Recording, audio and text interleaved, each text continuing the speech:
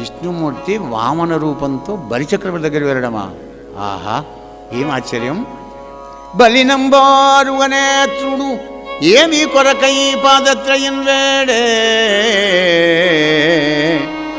నిశ్చలుడును పూర్ణుడు లబ్ధకాముడు రమా సంపన్నుడై తా పరస్థలికిందీనుని మాడ్కి ఏలజనియన్. తప్పేమియుం లేక నిష్కలుషుం బంధనమేల చేసే దినం కౌతూహలంబయ్యడిన్. బలిని అంబోరుడనెత్రుడు ఏమి కొరకై పాదత్రయన్ వేడే. ఏం లేని బాపనయ్య వెళ్ళి అడుగు యాచకం చేయవచ్చు, కానీ రమాసంపన్నుడు కదా, లక్ష్మీదేవిని వక్షస్థలంలో ఉంచుకున్న మహానుభావుడు, లబ్ధకాముడు, రమాసంపన్నుడు కదా, దీనుని మాడికి ఎలబోయినాడయ్యా. ఏం గమ్మత్తుగా ఉంది నాకు చెప్పాలన్నాడు. రాజా నేను చెప్తున్నాను, ఎప్పుడైతే దానవులందరికీ అమృతం దొరకలేదో వీళ్ళందరూ కలిసి పాపం యుద్ధానికి వెళ్ళిపోతే బలిచక్రవర్తి ఓడిపోయినాడు. పాపం వచ్చి శుక్రాచార్యుల శిష్యుడై పెద్ద యజ్ఞం చేశాడు, విశ్వజిత్తి యాగం అనేటువంటి యాగం. అగ్నిహోత్రుడు మంచి గుర్రాలు, శరశరాసనాలు, కవచాలు అన్నీ కూడా ఇచ్చి మంచి తేజస్సు కలిగించేట్టుగా చేసినాడు. వాళ్ళందరినీ దానవులందరూ కూడా తీసుకొని స్వర్గానికి బయలుదేరి వెళ్ళాడు యొక్క బలిచక్రవర్తి. మరి దేవేంద్రుడు చూసి వాడికి భయపడి, అమ్మో అమ్మో నిన్నగాక మొన్న నాతో ఓడిపోయిన ఈ మూర్ఖుడు ఇప్పుడు వచ్చాడే, మరి ఎలా వీడిని జయించాలని గురువుగారి దగ్గరికి వచ్చాడు. కార్యకాల నిదర్శి అయిన బృహస్పతి దగ్గరికి వచ్చి, గురుదేవా ఏమిటిది? వినవయ్య దేవేంద్ర వీనికి సంపద బ్రహ్మవాదులైన భృగుప్రవరు అర్తిరిచ్చిరు సుమ్మా, బ్రహ్మతేజంబు గెలువని వశముగాదు. బ్రహ్మజ్ఞానసముడైన శుక్రాచార్యుల యొక్క ఆశీస్సుతో విశ్వజిత్యాగం చేసి తేజవంతులు పెరుగుతున్నాడు బలిచక్రవర్తి. ఇప్పుడు నువ్వు కానీ నేను కానీ మనం ఎవరం కూడా గెలవలేం. సమయం వచ్చేదాకా తలకాయ దాచుకో, ఒక భగవంతుడు తప్ప నన్ను ఎవరు గెలవలేరు. ఇంకేముంది, దేవతలందరూ అష్టదిక్పాలకులందరూ కాంశీకులు అడవిలో పోయి ఆకులలాలు తింటూ ఉన్నారు. త్రిభువన సామ్రాజ్యం పరిపాలిస్తున్నాడు బలిచక్రవర్తి స్వర్గాన్ని. మరి ఇంకేముంది, పాపం దేవతల తల్లి అదితి మాత ఏడ్చి భర్త దగ్గరికి వెళ్ళింది. అప్పుడు కశ్యపనామది పయోవ్రతం అనేటువంటి ఒక వ్రతాన్ని ఉపదేశం చేసి మంత్రాన్ని ఇచ్చాడు, నారాయణ మంత్రాన్ని. పాల్గొన శుద్ధ ప్రతిపద మొదలుకొని ద్వాదశి పర్యంతంబు అదితి మాత వ్రతమును బోధించిన. భర్త చెప్పిన ప్రకారంగా నియమనిష్టలు అనుసరించుకుంటూ ప్రతిపద నుంచి ద్వాదశి దాకా చేసిందండి. ద్వాదశి నాడు పరమాత్మ ప్రత్యక్షమైనాడు. శంఖచక్ర గదా పద్మాలు ధరించాడు పరమాత్ముడు. కన్నుల్లో ఆనంద బాష్పాలు గారుతున్నాయి అదితి మాతకు. ముందర నిలబడ్డాడు స్వామి. చూపులు శ్రీపతి మీద రూపం మీద ఉంచి ఆ అందాన్నంత తాగి తాగి దేంతో తాగుతాడు జీవుడు? కళ్ళతోనే తాగింది. అందాన్ని కళ్ళతోనే తాగుతాం కదా. శ్రీహరి యజ్ఞేశ విశ్వంబరాచ్యుత శ్రవణ మంగళనామధేయ లోకస్వరూప ఆపన్న భక్తజనార్చి విఖండన దీనలోకాధార తీర్థపాద. ఈశ్వర పురుషోత్తమ, ఆయువు దేహం అనుపమ లక్ష్మి వసుధా రాజ్యం త్రివర్గం ఇవన్నీ ఇవ్వడానికి దాతవు నువ్వే కదా పరంధామ. పద్మాక్ష, దేవతలకు నిలయమైనటువంటి ఒక అమరావతిని దానవులు వచ్చి మరి ఆక్రమించి పరిపాలిస్తున్నారు. నా కొడుకులు పాపం అరణ్యవాసం చేస్తున్నారు పరమాత్మ అన్నది అదితి మాట. పురుషోత్తమ, ఎండ కన్నెరుగని ఇంద్రుని లాలు పలు పంచలన్నేడు జాలివడియే. అత్త అంటే అలా ఉండాలండి. అత్త కూడా ఏ విధంగా ఉండాలో కూడా చెప్తుంది భాగవతం. చెప్పంది లేదు, భాగవతంలో లేనిది లేదు, ప్రతి రహస్యం ఉంటుంది. నా కొడుకు కష్టం వచ్చిందని చెప్పుకుంటలేదు ఇక్కడ నా కోడలు. ఎండ అంటే ఎలా ఉంటుందో తెలియదు నా కోడలకు శశిదేవికి. ఎండ కన్నెరుగని ఇంద్రుని ఇల్లాలు పలు పంచలన్నేడు జాలిబడియే త్రిభువన సామ్రాజ్యంబు గోల్పోయి అడవుల దేవేంద్రుడు తిరిగే శ్రీహరి. అనగానే అమ్మా ఏం బాధపడకు, నీ కోడళ్ళకు నీ కొడుకులకు నీ మనవలకు మనవరాలు అందరికీ ఆనందంగా లేటుగా నేను చేస్తాను. నాకు కూడా వేడుక పుడుతుంది నీ కొడుక పుట్టాలని. నీ భర్తను సేవించవమ్మా. శుభముహూర్తంలో వచ్చి నీ కడుపులో పడతానన్నాడు అని భర్తను సేవ చేస్తుంది. కానీ సమాధిలోంచి ఒక్కనాడు కశ్యప ప్రజాపతి వెళ్ళి అదితి మాతకు గర్భధానం చేసినాడు. తద్వారా పరమాత్మ కడుపులో పడ్డాడు. 10 మాసాలు కాగానే మిట్ట మధ్యాహ్నం వెళ్ళి అభిజన ముహూర్తం లోపల రవి మధ్యం అమునంజరింపగ్రహతారాబద్ధ చంద్రస్థితిం శ్రవణద్వాదశి నాడు శ్రోణనభి సంజాతలగ్నంబునా భువనాధీశుడు పుట్టే వామనగతిం. ఎవరికి? పుణ్యవ్రతోపేతకున్ దివిజాధీశ్వరు మాతకున్ పరమపాతి విరత్య విఖ్యాతకున్ పుట్టే.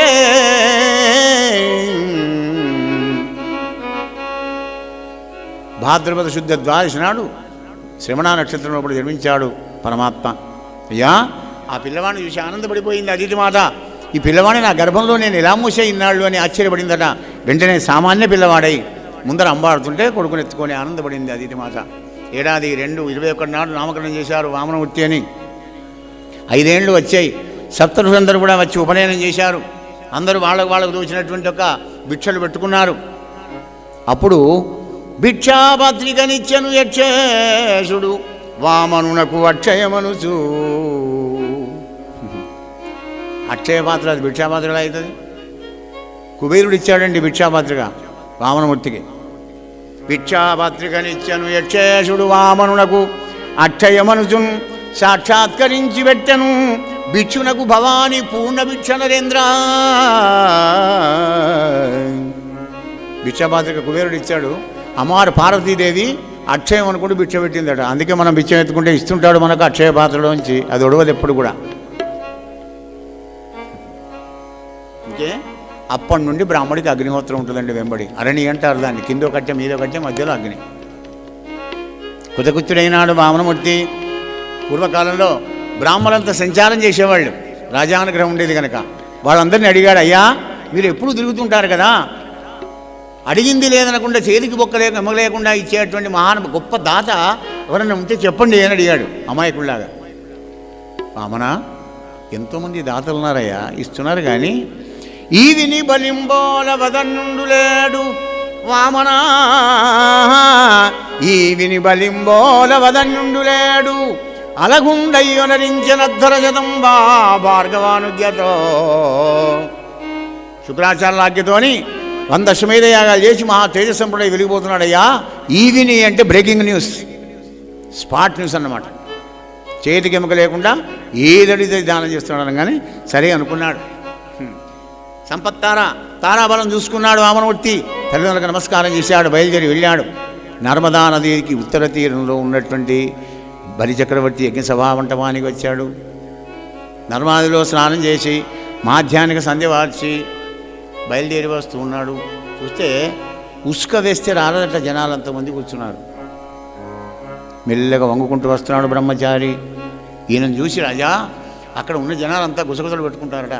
శంభుండో హరియో పయోజ భవుడో చండంశుడో వహినియో దంభాకరత వచ్చగా కధరణింధత్రీసురుండు ఎవడీ శుంభద్యోతనుడు ఎవడీ మనోజ్ఞతనుడంచు సంభాషించిరి బ్రహ్మచారిని గణిత సభ్యులు రహస్యంబుగా శంభుండో హరిహో పయోజ భౌడో వహినియో. గుసగుసలు పెట్టుకుంటారట. చూడే ఎవరే ఏం బ్రహ్మ తేజస్సది. అలా బయలుదేరి అందరినీ దాటుకుంటూ వెళుతున్నాడు. ఘన చెప్పేవాళ్ళ దగ్గర ఘన చెప్తున్నాడు, జట చెప్పేవారికి జట చెప్తున్నాడు, సామవేదం చెప్పేవాళ్ళకి సామవేదం, ఎదుర్వేదం వాళ్ళకి ఎదుర్వేదం, ఋగ్వేదం వాళ్ళకి ఋగ్వేదం, అన్ని వేదాలు నావే అన్నట్టుగా వంగుకుంటూ వస్తున్నాడు. ఎలా వస్తున్నాడు మరి? వెరచుచు వంగుచు వ్రాలుచు వెరచుచు వంగుచు వ్రాలుచు గుబురులకు జనుచు హరిహరి అనుచు మరుగుచు నురుగుచు దిరదిర గురుమట్ట పొట్టి వడుగు కొంత నడించే. వెరచుచు వంగుచు వ్రాలుచు నరిమురి గుబురులకు జనుచు హరిహరి అనుచు మరుగుచు ఉలుకుచు దిరదిర గురు మట్టి పొట్టి వడుగు. ఆహా, కొంత నటించే. మీకు అర్థమేటగా చెప్పాలంటే మారుమూల పల్లెటూరులో ఉన్న బ్రాహ్మడు పాపం ఎన్నడు హైదరాబాద్ చూడనాడు సుల్తానాబాద్లో ఓటే పరిస్థితి ఎలా ఉంటుందో గట్ట ఉన్నదండి. డబళ్ళకు బస్సులు, హార్నులు, మంది వచ్చుడు పోకడం, ఆ జనాలకు అమ్ము అమ్ము అంటున్నాడు, అడుగుతున్నాడు, నటిస్తున్నాడు, అంతా నటన సూత్రధారి కదా. ఇంకేముంది, వెడివెడి నడకలు నడుచుకుంటూ అందరూ లైన్ ఇచ్చినారు. పాపం బయలుదేరి వెళ్ళాడు, బలిచక్రవర్తి దగ్గరికి వచ్చాడు. ఇతడే దానవ చక్రవర్తి, సురలోకాన్ని గెలిచి ఇంద్ర పదవిని చేపట్టిన వీరాది వీరుడు, అనేక యజ్ఞాది క్రతువులు చేసిన పుణ్యాత్ముడు, అనేక దానాలు చేసినటువంటి ఒక మహాదాత. సత్యంలో కానీ, కరుణలో కానీ, ధర్మంలో కానీ ఇతనికి ఇతడే సాటి, ఇతడే దానవ చక్రవర్తి అనగానే పొంగిపోయినాడండి బలి చక్రవర్తి. చక్రవర్తి ఏం కర్మ, సంటి పిల్లవాడైనా చక్రవర్తి అయినా పరమాత్మ అయినా స్తోత్రం కావాలి. స్తోత్రప్రియ స్తుతిమతి, అమ్మకైనా అయ్యకైనా చక్రవర్తికైనా స్తోత్రం కావాలి. ఆహా, ఇంతమంది బ్రాహ్మణులు వచ్చారు కానీ ఇలా నన్ను ఎవరు స్తోత్రం చేయలేదని మహదానందపడ్డాడు చక్రవర్తి. అని అక్కడ కుశలో పవిత్రుడు అక్షంతలు ఉంటే విదేశీ మీద వేశాడు. స్వస్తి స్వస్తి జగత్రయీ భువన శాసన కర్తకు స్వస్తి, హసమత్ర విధ్వస్త నిలింప భర్తకు స్వస్తి, ఉదార బల వ్యవహర్తకు స్వస్తి, మునీంద్ర సుత మంగళాధర విధాన విహర్తకు నిర్జరీ గళన్యస్త సువర్ణ సూత్ర పరిహర్తకు దానవలోక భర్తకు స్వస్తి. పరమార్థం ఉందండి. ఏమిటయ్యా అంటే, ఎదుటివాడు నమస్కారం చేయకముందు బ్రాహ్మణుడు ఆశీర్వాదం చేయకూడదు. చేస్తే వాడికి ఏం లేకుండా నాశనం అయిపోతాడు. మరి ఏం లేకుండా చేయడానికైనా వచ్చాడు కదా, అందుకే అప్పుడే అత్యంత పూలు తీసి మీద వారి స్వస్తి అని ఆశీర్వచనం చేశాడు. కానీ భగవంతుని నోట్లో స్వస్తి అని వచ్చింది కనుక మంగళప్రదం శుభమే ఇట్లా చివరికి బలిచక్రవర్తికి. అలా ముందర నిలబడి ఉన్నటువంటి వామనమూర్తిని చూసి, ఆహా 4 వేదాలు మానవ రూపంలో వచ్చేవాని మహదానందపడ్డాడు. పడి రా పడగా రమ్మన్నాడు, కాళ్ళు గడిగాడు. పరీక్ష మహారాజా, మరి బ్రహ్మ గడిగిన పాదాన్ని బ్రహ్మదేవుడు ఎలా చల్లుకున్నాడో, ఆ తర్వాత శివుడు ఎలా జటాజుటంలో గంగను దాల్చుకున్నాడో, అదేవిధంగా వడుగు యొక్క కాళ్ళు గడిగి బలిచక్రవర్తి మీద చల్లుకున్నాడయ్యా గంగాజలాన్ని. చల్లుకొని, వడుగా ఎవరి వాడవు ఎవ్వడవు సంవాస స్థలం వెయ్యది, ఇయడకున్ నివరుదెంచుటన్ సఫలమయ్యన్ వంశమున్ జన్మమున్ కడుధన్యత్పుడనైతి నీ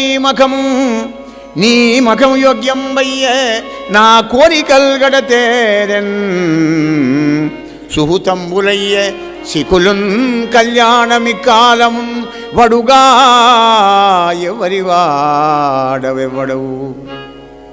తండ్రి పేరేమిటి, ఎక్కడ ఉంటావు నాయన, నీ పేరేమిటి, నువ్వు రావడంతోనే నా యజ్ఞం, నా రాజ్యం, నా జన్మం ధన్యమైపోయింది నాయన, చెప్పు. చెప్పి ఏం కావాలో కోరుకో. వరచేలంబులో మాడలో ఫలములో వన్యంబులో గోవులో హరులో రత్నములో రథంబులో విమృష్టాన్నంబులో కన్యలో కరులో కాంచనమో నికేతనమో గ్రామంబులో భూములో కాక ధరణీ ఖండమో ఏమడిగెదవరాత్రి సురేంద్రోత్తమా. ఏం చెప్పినవే కావాలని ఏం లేదు, నీ ఇష్టం వచ్చింది కోరుకో. ముసి నవ్వుల్లో ఉంటున్నాడు వామనమూర్తి. అయ్యా, ఇవ్వని వాడనం చేమని వలుకుదు నాంత వాడనై నడవనేర్తు. దానవేంద్ర, అది నేర్తు ఇది నేర్తు అని ఎలా చెప్పంగా నేర్పులన్నీ నేనే నేర్తు. ఇది నాకు నెలవని ఏ రీతి వలుకుడు మరి ఒక చోటనక నిండి ఉండనేర్తు సుమ్మా. శేషాలంకారంలో ఉంది ఈ పద్యం. అంతటా ఉంటాను నేను అన్నాడు. విశ్వరూపుడు పరమాత్ముడు కదా, మరి బ్రాహ్మణుల నాడు సంచారం చేసుకునే వాళ్ళు ఎప్పటికి ఒక్కరు ఉంటుంది, అయ్యా మాకు రోజు ఊరికి తిరుగుతుంటా అన్నట్టు ఒక భావం. అంతటా ఉన్న విశ్వరూపుని పరమాత్ముని ఒకటి అబద్ధమాడు కనుక. రాజా, ఒరులు గారు నాకు ఒరులకు నేనవుదు, ఒంటివాడ చుట్టమొకడు లేడు, సిరియు తొల్లిగలదు చెప్పెదనాటంకి సుజనులందు తరచు చొచ్చిందు. వస్తుండే నాకు ఏదో పరిస్థితి మంచిలేదు కనుక వచ్చేప్పుడు.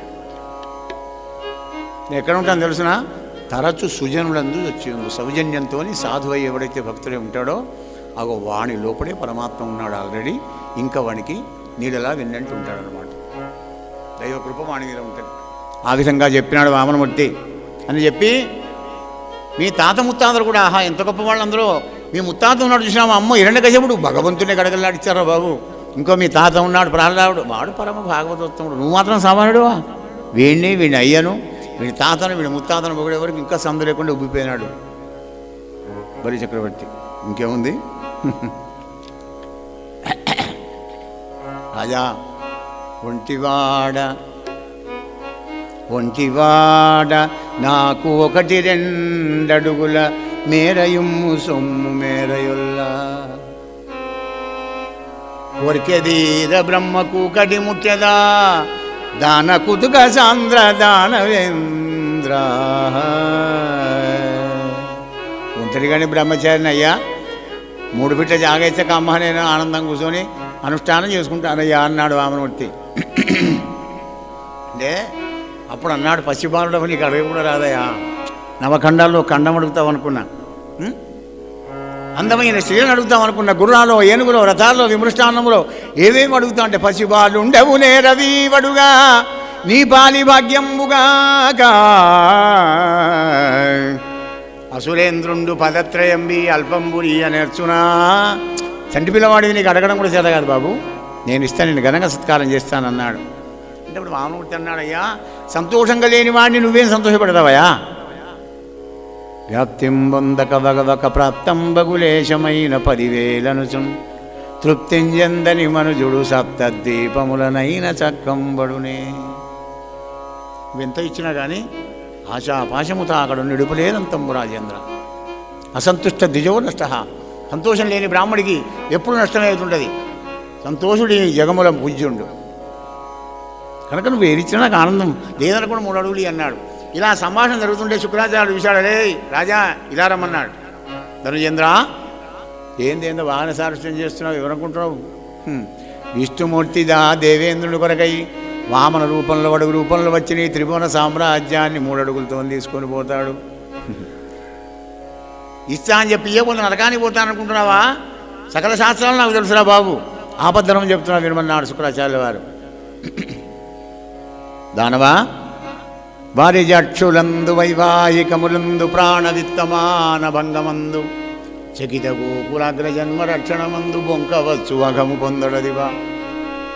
ఈ పాపం రాకుండా నేను చూసుకుంటా, విడిచిపెట్టు, అవన్నీ నేను చూసుకుంటానన్నాడు గురువుగారు. అంటే అప్పుడు అన్నాడు కదా, హే గురుదేవా, కులాన్ని రాజ్యాన్ని నిలుపుకోవడానికని ఇంత ముందు నాకు అది కోరుకున్నా గిది కోరుకున్నామని ఆ బ్రాహ్మణ్ణి అని ఇప్పుడు నీ మాట మీద ఇస్తాననుకో, కానీ మీరు చెప్పిందే కదా గురుదేవా, ఎట్టి దుష్కర్మునైననే భరింతుగాని సత్యహీనుడి మోవజాలదనుచూ పలుకదే తొల్లి భూదేవి బ్రహ్మచోడాగా.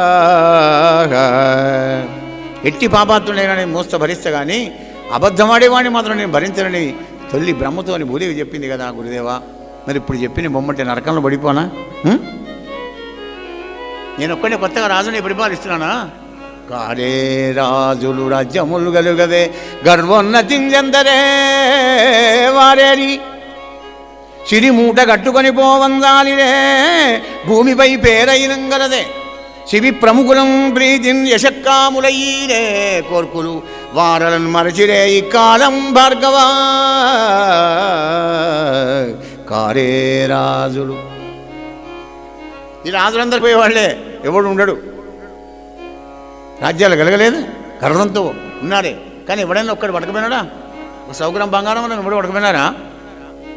వీడి లోభత్వంతో గిట్ట చిన్న ఉంగరమో ఏదన్నా ఉంటే పావుతులమో అర్ధతులమో గ్రామో గిట్ట ఉంటే పిడికిలు ముగించుకొని గిట్ట చేస్తే వాడిని పిడికిలని ఆపరేషన్ చేసినా దాన్ని తీసుకుంటారు కానీ బట్టి వెళ్ళి పెడతారు. పోంగ ఎమ్మడకపోతావు ఏం లేదు. గురుదేవా విష్ణుమూర్తి, ఆహా ఎటువంటి హస్తం అది! త్రిభువన సామ్రాజ్యంలో 14 భువనాలకు అభయం ఇచ్చేది, అష్టదిక్పాలకు అభయం ఇచ్చేది. ఆదిన్ శ్రీ సతి గొప్పుపై తనుపై గురుదేవా, ఆదిన్ శ్రీ సతి కొప్పుపై తనుపై అంశోత్తరీయంబుపై పాదాబ్జంబులపై కపోలదడిపై పాలిళ్లపై నూత్రమర్యాదంజందు కరంబు క్రిందగుట మీదైనా కరంబుంత మెల్గాలే. ఈ రాజ్యము గిజ్యము సతతమే కాయంబునాపాయమే గురుదేవాదిన్ శ్రీ సతి కొప్పుపై తనువుపై అంశోత్తరీయంబుపై కపోల తడిపై పాదాబ్జంబులపై పాలిళ్లపై నూత్ర మర్యాదంజందు కరంబు. ఆహా, గమనించండి ఇక్కడ పోతన గారి యొక్క ఉద్దేశం. లక్ష్మీదేవికి ఎప్పుడైనా తలకాయన వస్తే కూడా అమృతాన్ని రాస్తాడు స్వామి, తప్పదు కదా. తలకాయ మీద అంటే ఎందుకు, ఆయనకు పిలిచినప్పుడు ఎప్పుడు ఆమె ఒక్కరితో బాండ రాసిచ్చిందా నీకు? అవసరం పడ్డప్పుడు పురుషోత్తముడు కూడా చేయాలి సేవ. ఎప్పటికీ ఆమె సేవ చేస్తుంది కదా. మరి ఓసారి ఎప్పటికైనా పాపం ఆమె తలకాయని వస్తే తలకాయ ఒత్తాలి. పాదాబ్జంబులపై కాళ్ళు ఒత్తవు, కాళ్ళు ఒత్తాలి. కాళ్ళు ఒత్తవు అయితే తన్నితేనే కిరీటం కింద పడ్డది. అయితే వాళ్ళు నన్ను దండేవు కానీ ఇక నేను అలకమానవే అరాళకుంతరా అన్నాడు కృష్ణస్వామి. నన్ను దంతివి కానీ ఇక నన్ను అలకమానవేనిదా అన్నాడు పరమాత్మ. ఆయనకు మానవమానాలు ఉండవు. జై శ్రీకృష్ణ, జై జై శ్రీకృష్ణ. అయ్యా, ఈ విధంగా తన యొక్క ఉద్దేశాన్ని సత్య పదవీ ప్రమాణ తత్పరుడైనాడు బలిచక్రవర్తి పరీక్ష మహారాజా. అప్పుడు అన్నాడు కదా బలిచక్రవర్తి సంగతి తెలుసుకున్నది అమ్మవారు ఎవరు, వింధ్యావళి. నా భర్త ఇక దానం చేస్తాడు, సహధర్మచారిణిది కదా, నా డ్యూటీ నేను చేయాలనుకున్నది. బంగారు పళ్ళెం, బంగారు కలశంలో నీళ్లు, చందనం, కర్పూరం, కస్తూరి, పసుపు, కుంకుమ, పూలదండలు, పువ్వులు అన్నీ తీసుకొని వచ్చి భర్త దగ్గరికి వచ్చి నిలబడింది. భర్త ఉద్దేశాన్ని తెలుసుకొని చేసే భార్య ఉత్తమురాలు. భర్త చెప్పితే చేసింది మధ్యమురాలు, భర్త చెప్పినా చేయంది అధమురాలు. రావయ్యా, ఇలా రా, నీ కాళ్ళు కడిగితాను. మళ్ళీ ఒకసారి సంకల్పం చెప్పి దానం అన్నావు కదా, 3 అడుగులు ఇస్తాను రమ్మన్నాడు. బలిచక్రవర్తి మళ్ళీ ఒకసారి కాళ్ళు కడిగాడు. మహారాజా, విప్రాయ ప్రకటవతాయ భవతే విష్ణుస్వరూపాయ వేద ప్రామాణ్య విదే త్రిపాదరణీం దాస్యామి అంశం క్రియాక్షిప్రుండైదనుయేశ్వరుండు వడుగుంచేజాసి పూజించే బ్రహ్మప్రీతం అని ధారవోశ భువనం వాచర్యం వందగన్. విప్రాయ ప్రకటవతాయ భవతే విష్ణుస్వరూపాయ. నువ్వు ఏ బ్రాహ్మణి దానం చేసినా కానీ విష్ణుస్వరూపుడైనటువంటి యొక్క ఈ బ్రాహ్మణోత్తమునికి విష్ణుమూర్తిగా నేను ఇస్తాననే భావంతో ఇవ్వాలి. ఇచ్చేది నేను ఇవ్వండి స్వామి, చంద్రుడికో 100 పోగొన్నట్టుగా నువ్వు అనంతం ఇస్తే నేను రవంతం ఇస్తున్నాను అనే భావనతోని దానం చేయాలండి. లేకపోతే సంసార సాగరంలోనే కొట్టక చేస్తావు. అశ్రద్ధదాన పురుషా ధర్మశాస్య పరంధవ అప్రాప్య మామ నివర్తంతే మృత్యు సంసారవర్తని. అశ్రద్ధతో నువ్వు ఏ పుణ్యకారం చేసినా కానీ దుఃఖ సంసారంలో పడి ఏడుస్తూనే ఉంటావు, కానీ ఏడుపు మానవు ఎప్పటికి కూడా. అటువంటి భావంతో దానం చేయాలి. అలా నీళ్లు పోస్తుంటే శుక్రాచార్యుడు చూసేవాడు శిష్యుని మీద ప్రేమ, పోయి కామరూపంతో పోయి ఆ రంధ్రానికి అడ్డంగా ఉన్నాడండి. నీళ్ళు బొట్టు పడతలేదు ఇట్లా పోస్తే. చూశాడు పరమాత్మ, ఓహో ఈ విధంగా చేసావా ఆచార్య అని అక్కడ దర్భం ఉంటే తీసేదానికి కూర్చున్నాడు ఆ రంధ్రానికి. నీళ్లు పడ్డాయి కానీ శుక్రాచార్యుని కుడుకన్ను పోయిందయా పరీక్ష నరేంద్ర. మరి దానం చేయకుండా మానే కానీ దానం చేసేవాళ్ళని వద్దంటే కళ్ళు పోతాయి, వద్దు, అటువంటి పని వద్దు అని చెప్తుంది మనకు భాగవతం సందేశం ఇస్తుంది. ఇంకేముంది, బొట్టు లేకుండా నీళ్లు పోసినాడు బలిచక్రవర్తి. మొత్తం నీళ్ళని పరిగ్రహం చేసుకున్న తర్వాత వామనమూర్తి ఇక పెరుగుతున్నాడయ్యా. ఇంతింతై వటుడింతై మరియుతానింతై ఇంతింతై వటుడింతయైతానింతై నభోవీదిపైనంతై తోయద మండల భ్రమునగల్లంతై ప్రభారాశిపైనంతై చంద్రునికంతయై ధూనిపైనంతై మహర్వాడిపైనంతై సత్యపదోన్నతుండగుచు బ్రహ్మాండాంత సంవర్ధియయ్యే. ఇంతింతై ఇంతింతై వటుడింతయైతానింతై నభోవీదిపైనంతై. పరీక్ష మహారాజా, చిత్రంగా ఉన్నటువంటి సూర్యభగవానుడు మొత్తం స్వామి ఎక్కడికైతే వెళ్ళాడో విశ్వరూపం ధరించినాడో కాళ్ళ కింది పీట అయినాడయ్యా సూర్యుడు. ఎంత పెరిగాడో వామనమూర్తి తెలుసుకోమన్నాడు. మొదలు గొడుగులాగా ఉండే సూర్యుడు పాదపీఠానికి వచ్చాడు. మొత్తం విశ్వరూపాన్ని ధరించి ఒక పాదాన్ని కింద ఒక పాదం మీద పెట్టాడు, 2 పాదాలు చేసి మళ్ళీ వామనమూర్తి అవతారం ఎత్తినాడు. గరత్నంతా ఈ దానవుడి పాదాలు కట్టేయి, మొత్తం చేతులు కట్టేసి వర్ణపాశాలతో బంధించాడు. వామనమూర్తి పోయినాడు దగ్గరికి. దానవా త్రిపద భూతలమిత్తునంటిది కదా, నీ సకల రాజ్యం ఒక్క పాదమయ్యే, సర్లోకం ఒక్క పాదమయ్యే. కడమ పాదమునకు చూపెదవే చూపుమా, లేకుంటే నిరేమునందుమా. బ్రాహ్మణాదీనములు ద్రోవ బ్రహ్మవశమే. నరకానికి పోతావా, మరి 3వ పాదానికి స్థలం చూపిస్తావా చెప్పా. గద్దిస్తున్నాడండి.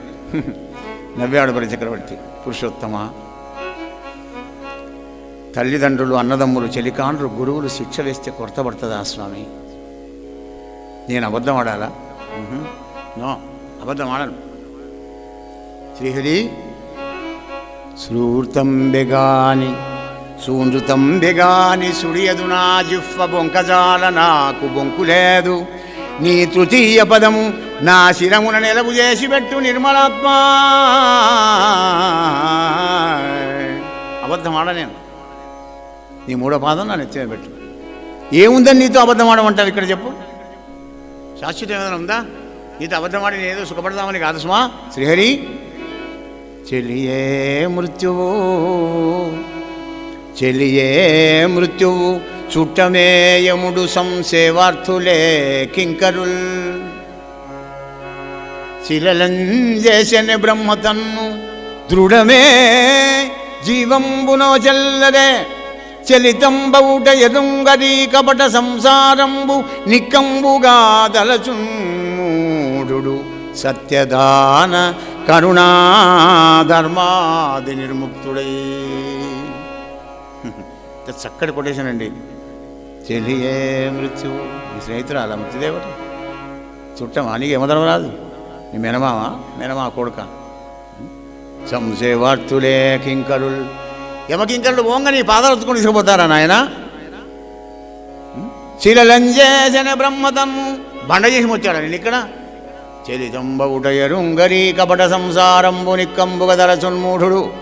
దేనికి దూరమై? సత్య దాన కరుణా ధర్మాది నిర్ముక్తుడై.